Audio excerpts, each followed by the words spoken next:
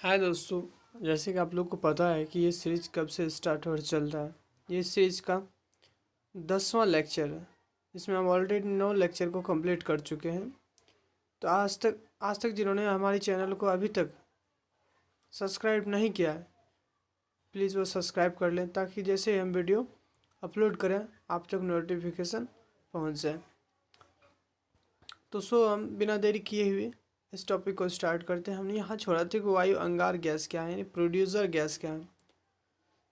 तो नेक्स्ट पिछली वीडियो में यानी प्रीवियस वीडियो में हमने यहीं छोड़ा था कि वायु अंगार गैस कहाँ था। तो इससे आगे हम स्टार्ट करते हैं कि वायु अंगार गैस यानी प्रोड्यूसर गैस जो है क्या है। प्रोड्यूसर गैस जब कोक यानी कोयले के साथ जब कोयले को एयर के साथ यानी वायु के साथ हीट किया जाता है तब कार्बन मोनोऑक्साइड और नाइट्रोजन डाइऑक्साइड डाई नाइट्रोजन बनता है। इसका उपयोग उद्योगों में ऊष्मा के स्रोत के रूप में प्रयुक्त होता है। अब भाप अंगार गैस यानी वाटर वेपर गैस क्या है, इसके बारे में जानेंगे कि ये कैसे उत्पन्न होता है। जब कार्बन को H2O के साथ यानी जल के साथ रिएक्शन कराते हैं तब कार्बन मोनोऑक्साइड और डाइहाइड्रोजन गैस बनता है। इसका उपयोग उद्योगों में हॉट कोक प्लस वेपर के निर्माण में होता है। अब कोल गैस क्या होता है। Carbon monoxide plus dihydrogen plus methane gas, जब इस तीनों को जोड़ दिया जाता है तब कोल गैस का निर्माण होता है। कोल गैस का उपयोग उद्योगों में बायोगैस यानी गोबर गैस क्या है, यानी कार्बनिक पदार्थ जब कार्बनिक पदार्थ को किण्वन की उपस्थिति में रिएक्शन कराई जाती है तब मीथेन 65% और कार्बन डाइऑक्साइड 20% और अमोनिया बनता है। मार्स गैस या मार्शल गैस भी कहते हैं, जिसका फॉर्मूला होता है CH4 अर्थात इसे मीथेन कहते हैं। इसका उपयोग दलदली भाग में बुलबुले के रूप में बाहर निकलती है। क्लेथर गैस जिसे मीथेन ही कहते हैं, क्लेथर गैस कहते हैं, इसे मीथेन ही कहते हैं। इसका उपयोग समुद्रों से निकले हैं, मतलब समुद्रों से निकालने में इसका उपयोग किया जाता है। अब मिथाइल हाइड्रेट मीथेन आइस हाइड्रोमीथेन, ये सब जो है गैस है समुद्रों में आइस ब्लॉकर्स में स्टोर CH4 गैस है। HE यानी कृत्रिम श्वसन में प्रयुक्त गोताखोर करता है। एयरक्राफ्ट के टायरों में बैलेंस में लिक्विड N2 -196 डिग्री सेंटीग्रेड पर स्टोर करते हैं। डांस फ्लोर पर धुआं करने में प्रयुक्त सायरो प्रेसवेशन में अंग सेमन ETC के रूप में। रासायनिक संगठन के आधार पर द्रवों का वर्गीकरण। द्रव को 3 भागों में बांटा गया। पहला तत्व, यौगिक और मिश्रण। तत्व एक ही प्रकार के परमाणु से मिलकर बनने वाले पदार्थ तत्व कहलाते हैं और वह मौलिक पदार्थ जिसे किसी भी भौतिक या रासायनिक विधि द्वारा न तो सर्वथा भिन्न गुण वाले पदार्थों में बदला जा सकता है और न ही इसे सर्वथा भिन्न गुण वाले पदार्थों से सृजित किया जा सकता है।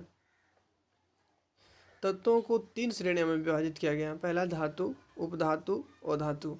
उपधातु के अंदर हम boron, silicon, germanium, arsenic, Sb, antimony, tellurium, polonium, ये सब उपधातु हो गया। और उधातु जो है ये बाद में बात करेंगे उधातु क्या है। अब यौगिक के बारे में जानेंगे। यौगिक क्या होता है। 2 या 2 से अधिक तत्वों के परस्पर रासायनिक संयोग द्वारा बनने वाले पदार्थों को यौगिक कहते हैं। यौगिक अपने आप में शुद्ध होते हैं। यौगिकों के बनने के दौरान प्रायः ऊर्जा अवशोषित या उत्सर्जित होती है। यौगिकों का एक निश्चित गलनांक तथा क्वथनांक होता है, जैसे H2O, NH3, CH4 ETC। अब मिश्रण पढ़ेंगे। मिश्रण क्या होता है। मिश्रण 2 या 2 से अधिक तत्व परस्पर बिना रासायनिक संयोग के बनने वाले पदार्थों को मिश्रण कहते हैं। मिश्रण का कोई निश्चित संगठन नहीं होता है। और ना ही इनका निश्चित गलनांक व क्वथनांक होता है। इनको निर्माण के दौरान ना तो ऊर्जा का उत्सर्जन व ना ही अवशोषण होता है। मिश्रण दो प्रकार के होते हैं, समांगी मिश्रण जिसे होमोजेनियस कहते हैं। समांगी मिश्रण ये सभी अवयवों एक ही मतलब सभी अवयव एक ही भौतिक अवस्था में होते हैं, जैसे एयर, सॉल्यूशन, मिश्र धातु। विषमांग मिश्रण वह मिश्रण जिसमें सभी अवयव एक ही भौतिक अवस्था में नहीं होते हैं, जैसे बादल, gas plus H2O, smoke, gas plus solid. अब जानेंगे कार्बन के अपरूप क्या है। यानी कार्बन के अपरूप, प्रत्येक कार्बन का C होता है, परमाणु क्रमांक होता है 6, इलेक्ट्रॉनिक विन्यास होता है 1s2 2s2 2p2, संयोजी इलेक्ट्रॉन होता है 4। कार्बन प्रकृति में दो स्थितियों में पाया जाता है, फ्री फॉर्म यानी फ्री स्टेट में हीरा और ग्रेफाइट कोयल, जैसे रासायनिक गुण समान होते हैं क्योंकि उनका रासायनिक संगठन समान होता है। संयोजी रूप यानी कि carbonate, bicarbonate, hydrocarbon, protein, carbohydrate fat etc। ये भौतिक गुण भिन्न भिन्न होती है क्योंकि इनकी संरचना भिन्न भिन्न होती है। कार्बन को सार्वत्रिक तत्व यानी यूनिवर्सल एलिमेंट कहते हैं। प्रकृति में कार्बन के यौगिक लेस देन 5 लाख यानी कि 5 लाख से मतलब ग्रेटर देन 5 लाख 5 लाख से अधिक है। अदर एलिमेंट्स के यौगिक लेस देन 50,000 यानी कि 50,000 से अधिक है, मतलब कम है। श्रृंखलन की प्रवृत्ति यानी नेचर ऑफ केटेनेशन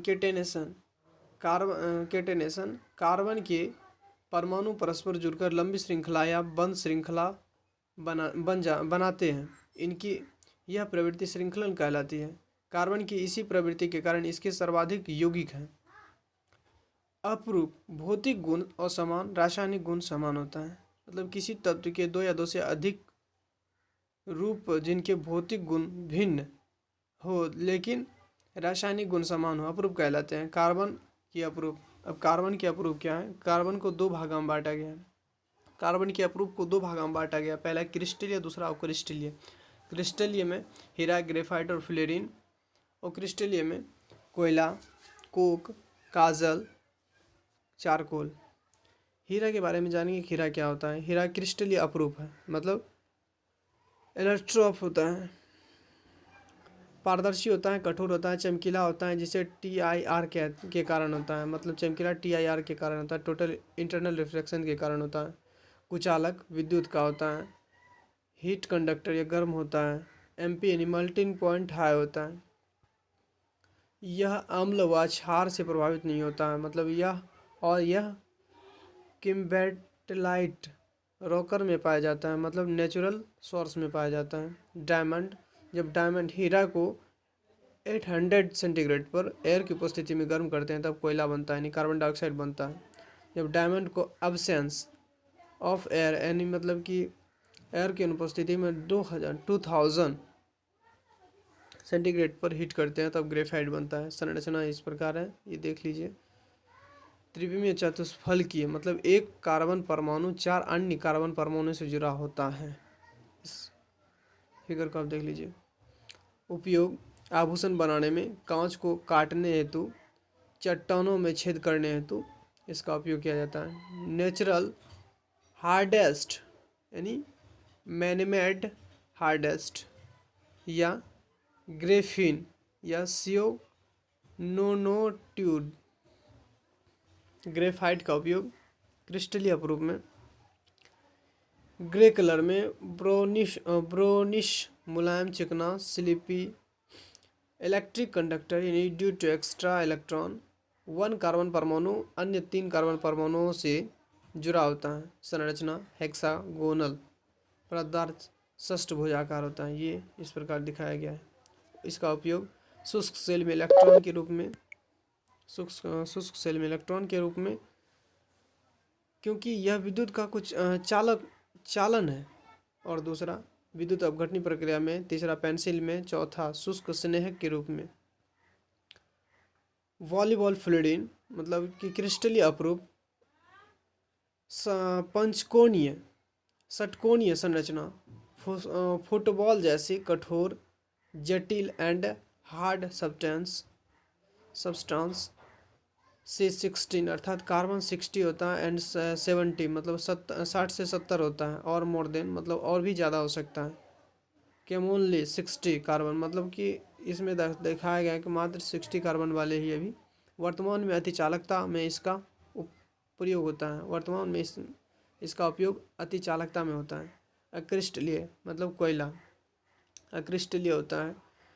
कार्बनीकरण मतलब वह रासायनिक प्रक्रिया जिसमें कोयले का निर्माण होता है कार्बनीकरण कहलाता है। उत्पत्ति वनस्पति पदार्थ से टाइप्स यानी पीट कोयला का परसेंट होता है लेस देन 60%। लिंगानाइट कोयला का परसेंट होता है कोयल का 60 से 70%। बिटूमिनस मतलब 70 से 85% होता है। एंथ्रोसाइट मोर देन 85%। सबसे अच्छा कोयला जो होता है एंथ्रोसाइट को कहते हैं। मोर देन 85% जो होता है शुद्ध होता है। कोक मतलब कोक एब्सेंस ऑफ एयर मतलब कि हवा की अनुपस्थिति में जब हीट किया जाता है कोयले को हवा की उपस्थिति में जब हीट किया जाता है कोयले को तब रेसिड्यूज मतलब 80 से 85% बनता है कोयला। यूज इलेक्ट्रॉन बनाने में फ्यूल बनाने में।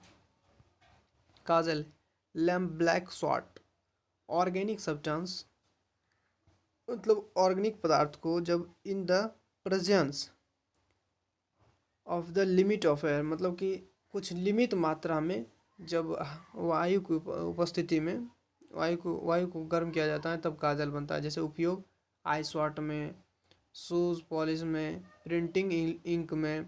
चारकोल प्रकार would charcoal bone charcoal sugar charcoal blood charcoal. Would charcoal in presence of limit air मतलब एयर की उपस्थिति में लिमिट एयर की उपस्थिति में वुड चारकोल बनता है। उपयोग बारूद में फ्यूल में। बोन जब लिमिट एयर में हीट किया जाता है बोन को जब लिमिट एयर में हीट किया जाता है तब बोन चारकोल बनता है। उपयोग शक्कर में व्यंजक के रूप में। अब नेक्स्ट चैप्टर में हम ये कंप्लीट करें मतलब नेक्स्ट लेक्चर में हम इस टॉपिक को कवर करेंगे बहुलक एवं उनके उपयोग। Thank you for this watching video. हम यहीं तक यहाँ कवर करेंगे इस वीडियो में।